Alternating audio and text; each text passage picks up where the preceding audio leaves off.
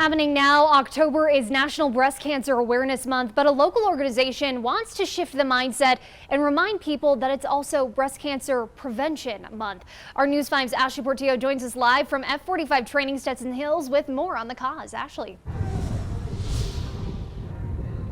Hey Allison, the organization called the Becky Baker Foundation is providing hundreds of free mammograms to women here in the community because I'm told about 60% of women don't go for their annual screening.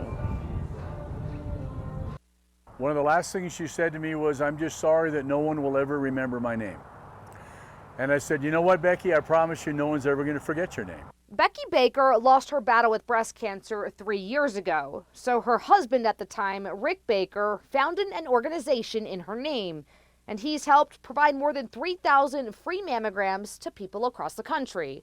But in her name and through her passing, we've saved hundreds of women. One local woman whose life was saved after a self-check is 40-year-old Carrie Bacon.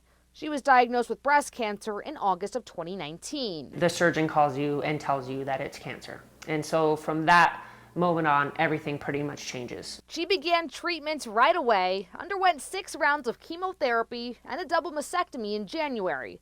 What she says was a life-changing experience. Nothing outside of that is normal. You know, from losing your hair to being bald to being extremely sick to all of these things. Bacon is now cancer-free, but for her, Breast Cancer Awareness and Prevention Month have a whole new meaning. Do your mammograms.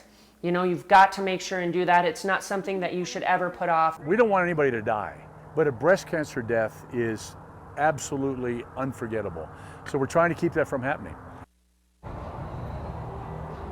And the event happening here tonight called Burpees for Boobies. So for every burpee that is done, money will get donated toward that foundation. And by the way, it all starts at 5 o'clock. Always watching out for you, Colorado Springs. I'm Ashley Portillo, News 5. Ashley, thank you.